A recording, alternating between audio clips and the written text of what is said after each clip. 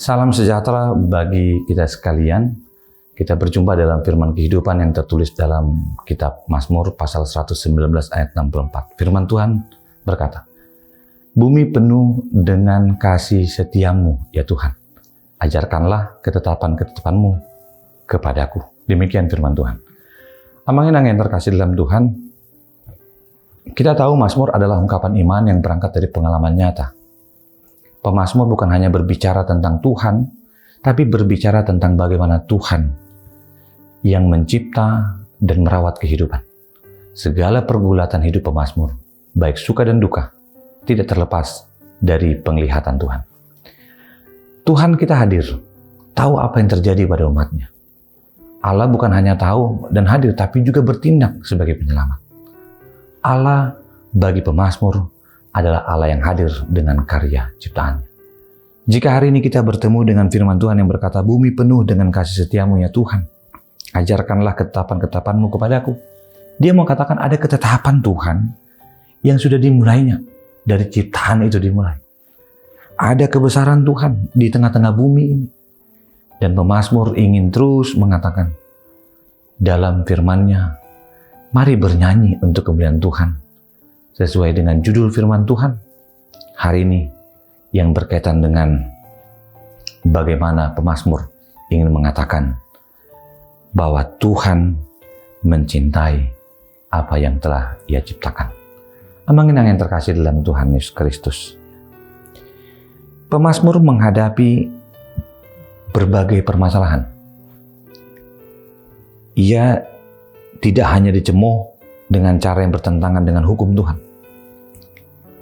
Ia juga mendapati bagaimana berbahagia ketika orang mengalami celah.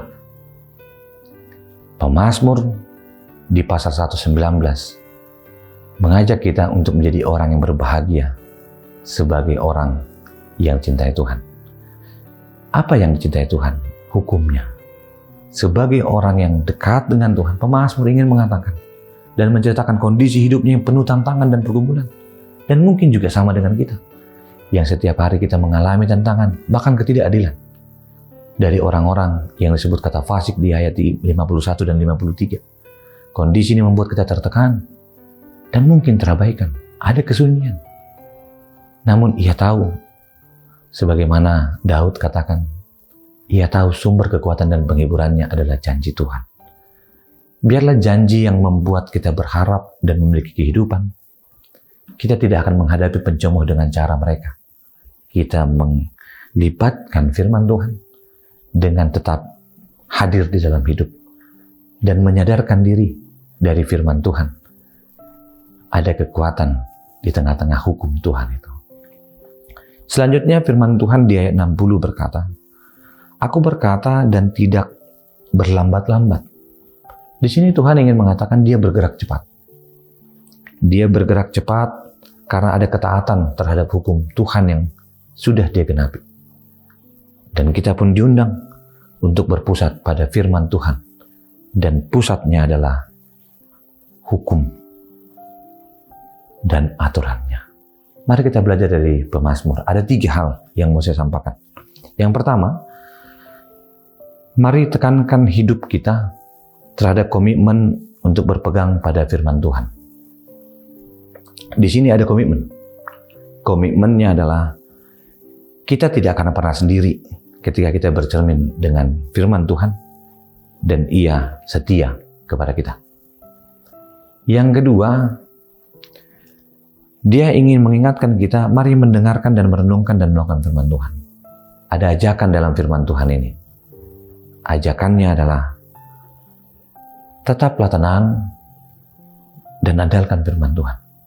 Di tengah keterbatasan itu, kita diajak untuk memiliki kedekatan dengan pengetahuan firman Tuhan. Semakin kita dekat dengan firman itu, semakin kita tahu, ternyata pengetahuan akan firman Tuhan sangat bermanfaat. Dan memberikan kita satu jaminan, walaupun tekanan hidup kuat, sepertinya ingin menyerah, kalah, tapi janji Tuhan selalu menguatkan dan memberi harapan. Yang terakhir, jangan jauh dari persekutuan sesama orang beriman.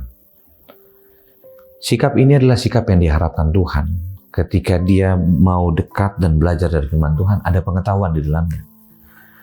Dan jangan menjauhi persekutuan itu supaya kita tidak terpengaruh dengan hal-hal yang menghilangkan pengharapan bersama dengan Tuhan. Bukan tidak menginginkan ada pengetahuan lain selain firman Tuhan, tapi jangan melupakan persekutuan dengan Tuhan bersama dengan orang-orang yang takut akan Tuhan. Tentu akan memberikan dorongan dan motivasi hidup benar dalam menghadapi tantangan zaman yang akan selalu, tidak akan pernah statis. Menarik dari proses pertumbuhan iman pemazmur, saya ingin mengatakan, mari bersekutu dengan rasa takut akan Tuhan, di mana ketika rasa takut itu ada, kita pun akan selalu dapatkan jalan keluar. Saya punya cerita penutup dalam renungan harian hari ini. Seorang anak bernama Fanny Crosby. Sewaktu ia berumur 6 minggu, ia terserang penyakit mata yang disebut dengan minor eye inflammation. Dia dibawa ke dokter dan apa yang terjadi? Ternyata sang dokter salah kasih obat. Sehingga kedua mata Fanny menjadi buta total dan permanen. Namanya Fanny Crosby. Nama ini sering kita lihat di Kidung Jemaat. Salah satunya dengan judul Selamat di Tangan Tuhan. Kidung Jemaat 388. Dan dalam ratapan selalu dikatakan, tetapi hal-hal inilah yang kau perhatikan, oleh sebab itu aku akan berharap. Tak berkesudahan kasih setia Tuhan, tak habis-habisnya rahmat-Nya, selalu baru tiap pagi. Besar kesetiaanmu. Peralihan dari ratapan menjadi pengharapan.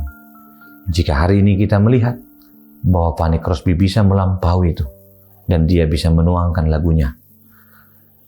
Lebih dari 8.000 lagu ciptaan Fanny Crosby. Di tengah keterbatasan yang tidak bisa melihat, tapi dia merasa dengan bantuan opungnya, kakeknya, atau neneknya, Fanny boleh menunjukkan kualitas dirinya dengan bernyanyi mengagungkan Tuhan.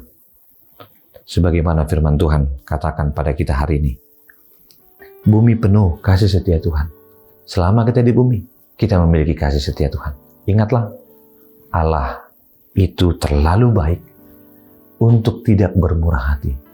Allah itu terlalu bijaksana untuk menjadi bingung. Tetapi aku tidak bisa melacak tangannya. Di saat itu, aku selalu mendapati, mempercayai hatinya yang selalu mencintaiku dan menguatkanku di dalam perjuangan akan kasih setia Tuhan, dan melalui firman-Nya dan ketetapan-Nya, aku tahu aku dikasihi Tuhan. Selamat beraktivitas, Tuhan mengasihi kita.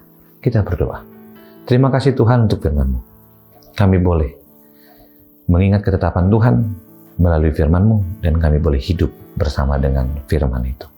Kasih anugerah dari Kristus Yesus, kasih Allah Bapa, dan persekutuan di dalam Roh Kudus memberkati dan menyertai-Mu. Amin.